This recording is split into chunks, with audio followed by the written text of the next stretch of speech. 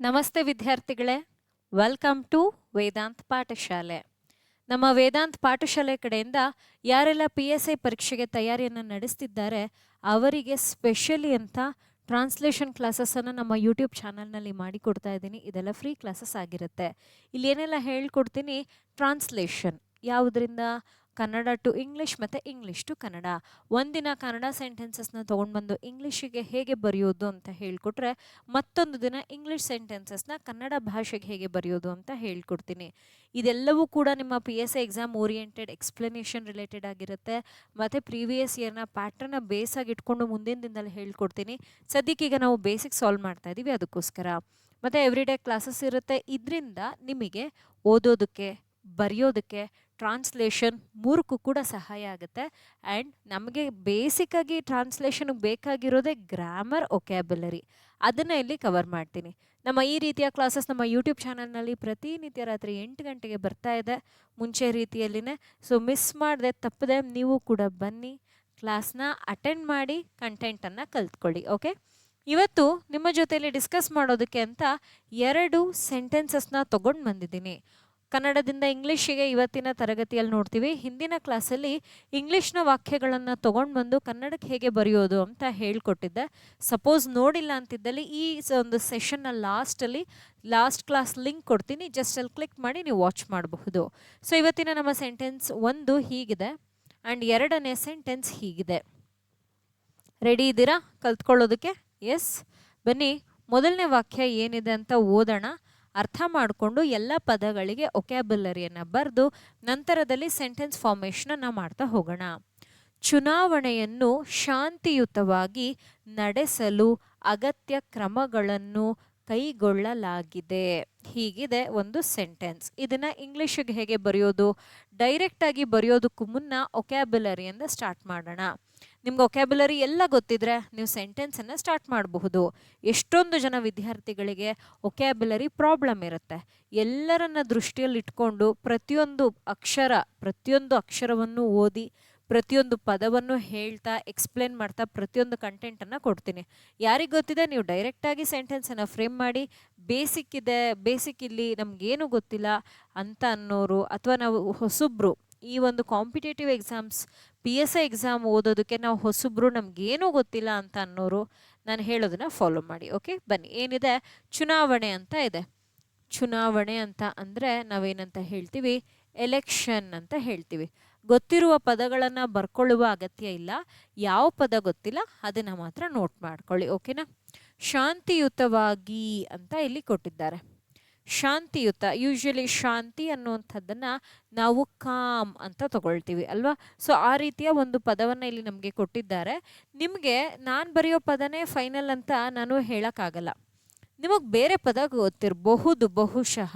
Example ನೋಡಿ, ಶಾಂತಿ ಅಂತ ಇದೆ. ಶಾಂತಿ ಅಂತಂದರೆ ಕಾಮ್ ಅಂತಲೂ ಬರುತ್ತೆ, ಶಾಂತವಾಗಿರಿ, ಕಾಮಾಗಿರಿ. ಓಕೆ, ಇನ್ನೊಂದು ಬರುತ್ತೆ ಪೀಸ್ ಅಂತಲೂ ಬರುತ್ತೆ. ಸೊ ಇವೆರಡರಲ್ಲಿ ನಿಮಗೆ ಯಾವುದು ಗೊತ್ತಿತ್ತು? ತಪ್ಪದೆ ಅದನ್ನ ಕಾಮೆಂಟ್ ಸೆಕ್ಷನಲ್ಲಿ ತಿಳಿಸಿ. ಓಕೆ, ಇಲ್ಲಿ ಯಾವುದನ್ನು ತಗೊಳ್ಳೋಣ? ಇಲ್ಲಿ ನಾನು ಪೀಸ್ಫುಲಿ ಅನ್ನೋ ಪದವನ್ನು ತಗೊಳ್ತಾ ಇದ್ದೀನಿ. 2 ಪದಗಳು ಇದೆ, ಅದರಲ್ಲಿ ನಾವು ಇದನ್ನು ತಗೊಳ್ಳೋಣ. ಕಾಮ್ಲಿ, ಪೀಸ್ಫುಲಿ ಈ ರೀತಿಯಲ್ಲಿ ಬರುತ್ತೆ. ಓಕೆನಾ? ಪೀಸ್ಫುಲಿ ಅಂತ ತಗೊಂಡಿದ್ದೀನಿ. ನಡೆಸಲು ಅಂದರೆ ಏನನ್ನು ನಾವು ಜರುಗೋ ರೀತಿಯಲ್ಲಿ ನೋಡ್ಕೊಳ್ಬೇಕು, ಅಂದರೆ ಸ್ಮೂತಾಗಿ ನಡೆಯೋ ರೀತಿಯಲ್ಲಿ. ಸೊ ನಡೆಸಲು ಅನ್ನೋಂಥದ್ದನ್ನು ಟು ಕಂಡಕ್ಟ್ ಅಂತ ಬರೆದಿರ್ತೀನಿ. ಲೆಟ್ಸ್ ಸಿ, ಬಹುಶಃ ಬದಲಾವಣೆ ಆಗಬಹುದೇನೋ, ನೋಡೋಣ. It depends on the sentence. ಅಗತ್ಯಗೆ ನೀಡ್ ಅಥವಾ ನೆಸಸರಿ, ಎರಡರಲ್ಲಿ ಒಂದು ಪದ ಬರುತ್ತೆ ನೋಡಿ. ಒಕ್ಯಾಬುಲರಿ ಅಂತ ಬಂದಾಗ ಒಂದೊಂದೇ ಪದ ನಮಗೆ ಕಾಣಿಸುತ್ತೆ. ಆವಾಗ ಅದನ್ನು ನಾವು ಹೇಳಬಹುದು. ನಾನು ನೀಡ್ ಅಂತ ಹೇಳಿದ್ರೂ ಸರಿ ಅಗತ್ಯ, ನೆಸಸರಿ ಅಂತ ಹೇಳಿದ್ರೂ ಸರಿ ಅಗತ್ಯ ಒಂದು ಪದವನ್ನು. ಅದು ಸೆಂಟೆನ್ಸಿಗೆ ಹೋದಾಗ ಬೇರೆ ಪದಗಳ ಜೊತೆಲಿ ಬರುತ್ತೆ. ಕೆಲವೊಮ್ಮೆ ನಾನು ನೀಡನ್ನ ತೊಗೊಳಕ್ಕಾಗಲ್ಲ, ಇನ್ನು ಕೆಲವೊಮ್ಮೆ ನೆಸಸರಿಯನ್ನು ತೊಗೊಳಕ್ಕಾಗಲ್ಲ. ಹಾಗಾಗಿ ಆಪ್ಷನ್ ಕೊಟ್ಟಿದ್ದೀನಿ. 2ರಲ್ಲಿ ಒಂದು ನೋಡೋಣ ಅಂತ. ಇಲ್ಲಿ ನೋಡಿದ್ವಲ್ವ, ಅದೇ ರೀತಿಯಲ್ಲೇ ಒಂದೊಂದೇ ಪದ ಅಂತ ಬಂದಾಗ ಅವು ಎಕ್ಸಾಕ್ಟ್ಲಿ ಕೂತ್ಕೊಳ್ಳುತ್ತೆ. ಸೆಂಟೆನ್ಸ್ ಅಂತ ಬಂದಾಗ ಬೇರೆ ಬೇರೆ ಪದಗಳು ಬರ್ತವೆ, ಅಲ್ಲಿ ಹಿಂದೆ ಮುಂದೆ ಆಗುವ ಸಾಧ್ಯತೆ ಇರುತ್ತೆ. ಈಗ ನಾವು ಒಬ್ಬರೇ ಇದ್ದಾಗ ನಮ್ಮ ಆಲೋಚನೆ, ನಮ್ಮ ಥಿಂಕಿಂಗ್, ನಮ್ಮ ಬಿಹೇವಿಯರ್ ಬೇರೆ ಥರ ಇರುತ್ತೆ.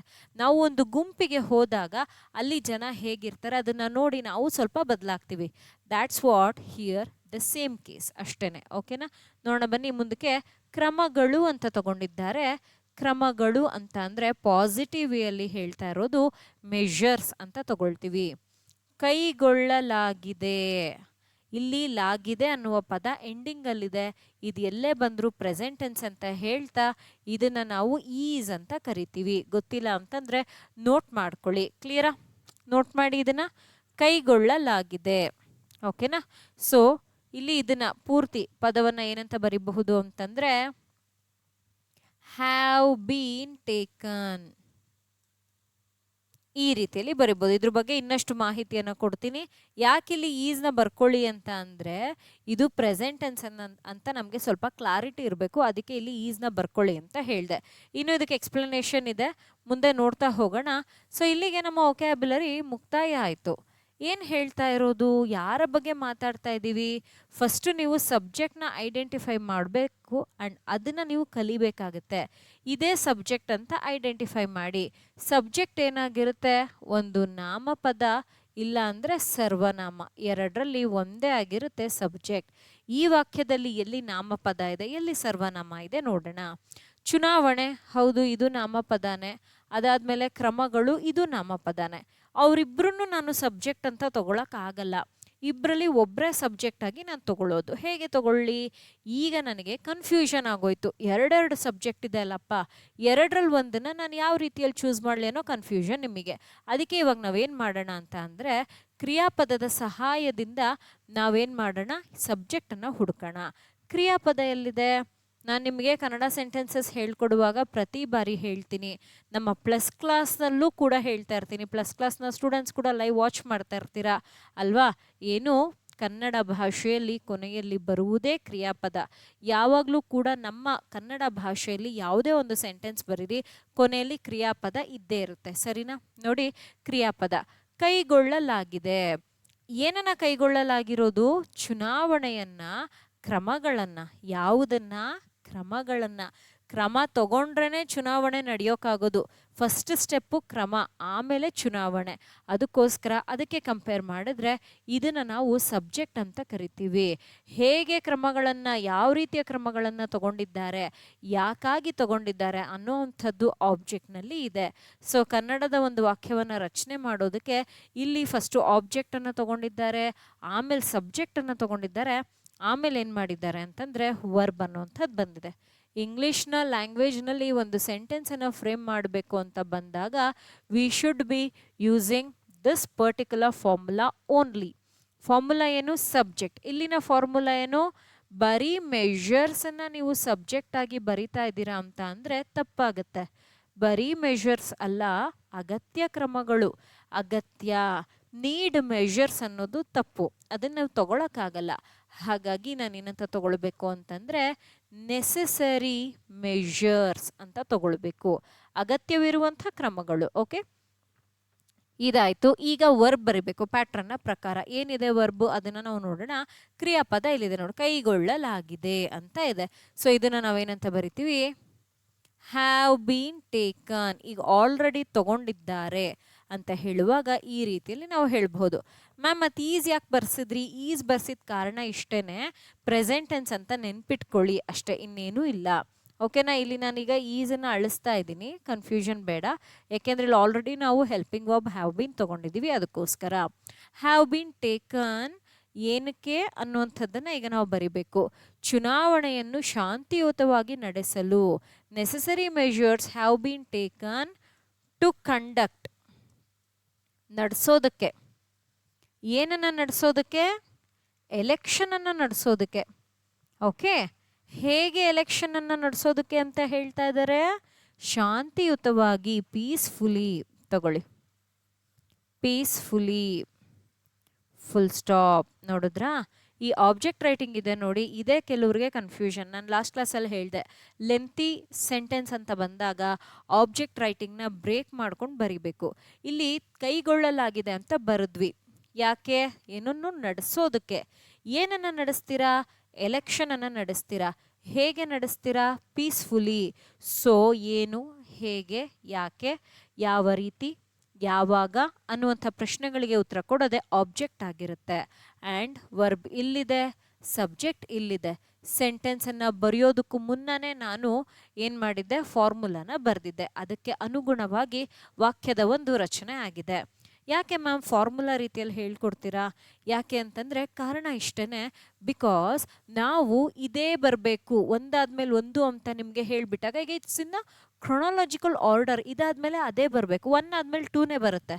1 3 4 5 ಅಂತ ಅಂದರೆ ನೀವು ಸ್ಟಾಪ್, ನೀವು ತಪ್ಪೇ ಹೇಳ್ತಾ ಇದ್ದೀರಾ ಅಂತ ಹೇಳ್ತೀರಾ. ಯಾಕೆ? I have miss 2, right? So ನಮಗೊಂದು ಆರ್ಡರ್ ಗೊತ್ತು, ಸಬ್ಜೆಕ್ಟ್ ಆದಮೇಲೆ ವರ್ಬೇ ಬರಿಬೇಕು, ನಾನು ವರ್ಬ್ ಆದಮೇಲೆ ಆಬ್ಜೆಕ್ಟೇ ಬರಿಬೇಕು. As I know that one, ನಾನು ತಿರ್ಗಾ ತಪ್ಪು ಮಾಡುವ ಸಾಧ್ಯತೆಯೇ ಇರೋದಿಲ್ಲ. ಅದಕ್ಕೋಸ್ಕರ ನಾನು ನಿಮಗೆ ಪ್ರತಿಯೊಬ್ಬರಿಗೂ ಅಷ್ಟೇ, ಆಫ್ಲೈನ್ ಕ್ಲಾಸ್ ಇರ್ಬೋದು, ಆನ್ಲೈನ್ ನಮ್ಮ ಯೂಟ್ಯೂಬ್ ಕ್ಲಾಸಸ್ ಇರಬಹುದು, ಪ್ಲಸ್ ಕ್ಲಾಸಸ್ ಇರಬಹುದು, ಯಾವುದೇ ಕ್ಲಾಸ್ ನೀವು ನಂದು ಕೇಳಿ, ಈ 2 ಫಾರ್ಮುಲಾ ಬೇಸಿಸ್ನ ಮೇಲೆ ನಾನು ಹೇಳ್ಕೊಡ್ತೀನಿ. ಆ್ಯಂಡ್ ಬಹಳಷ್ಟು ವಿದ್ಯಾರ್ಥಿಗಳು ಇದರಿಂದ ತುಂಬ ಉಪಯೋಗ ಪಡ್ಕೊಂಡಿದ್ದಾರೆ. So you are the next one. Okay, so make a better proper use of this one and note ಮಾಡ್ಕೊಳ್ಳಿ. ಸ್ಕ್ರೀನ್ಶಾಟ್ ತೊಗೊಳ್ಳೋದಾದರೆ ಸ್ಕ್ರೀನ್ಶಾಟ್ ತೊಗೊಳ್ಳಿ. ಬರ್ಕೊಳ್ತಿದ್ದೀರಾ ಅಂದರೆ ವಿಡಿಯೋನ ಪಾಸ್ ಮಾಡಿ ನೀವು ಬರ್ಕೊಳ್ಬಹುದು. ಓಕೆ,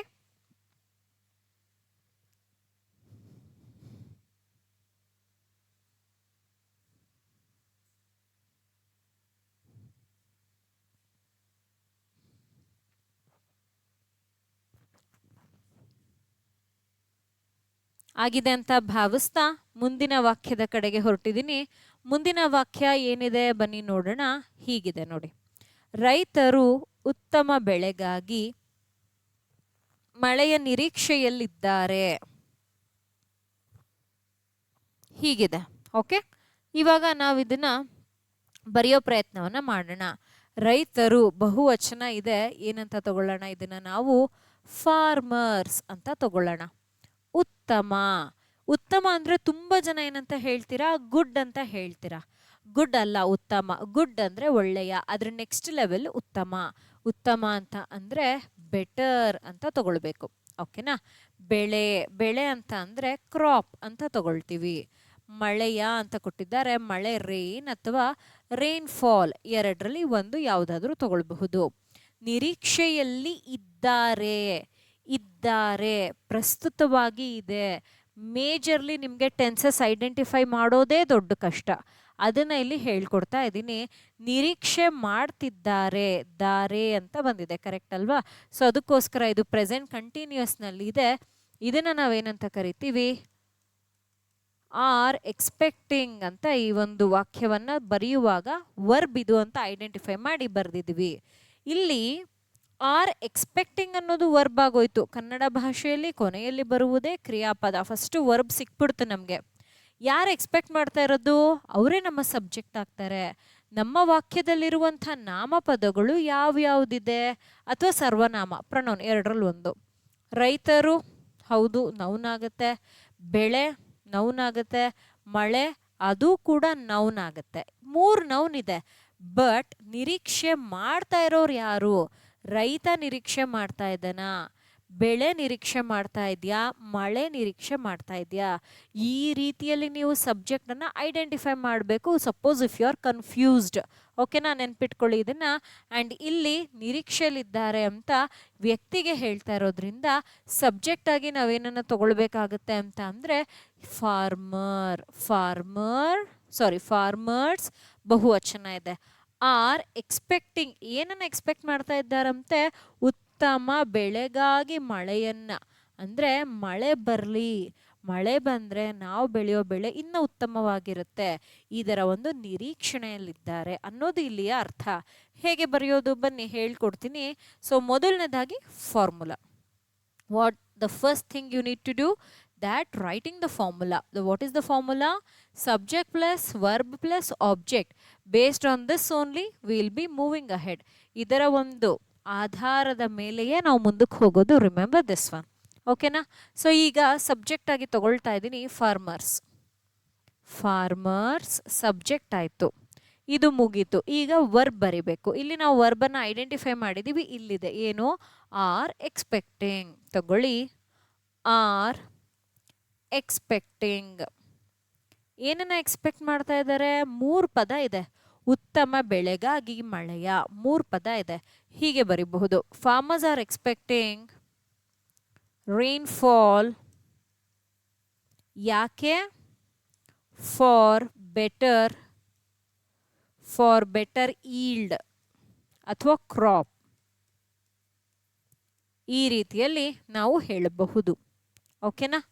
ಈಗ ನೋಡಿ, ಫಾರ್ಮರ್ಸ್ ಅನ್ನೋದೇನಾಯಿತು? ಸಬ್ಜೆಕ್ಟ್ ಆಯಿತು. ಆರ್ ಎಕ್ಸ್ಪ್ಲೇನಿಂಗ್ ವರ್ಬ್ ಆಯಿತು. ಯಾಕೆ, ಯಾಕಾಗಿ, ಏನು, ಎತ್ತ ಅನ್ನುವ ವಿಚಾರ ಆಬ್ಜೆಕ್ಟಲ್ಲಿದೆ.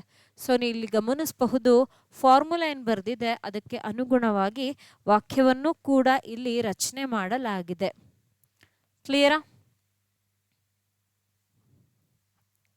Okay.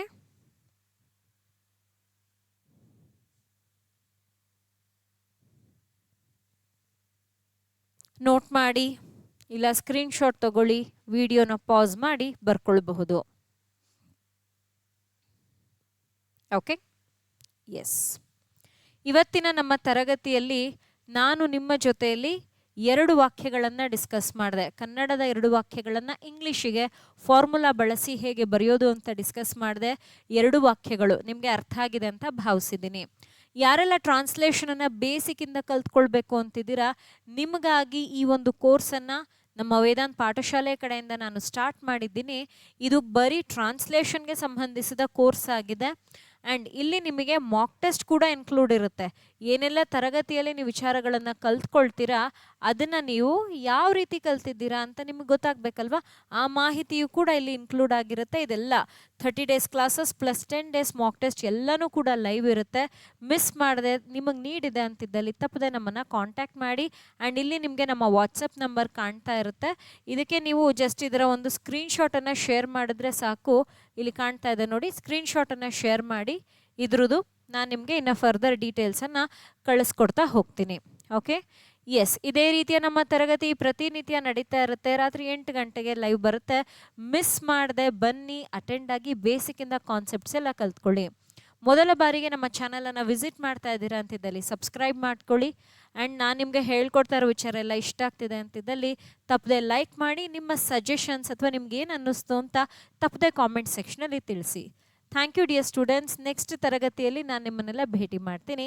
Thank you. Happy learning.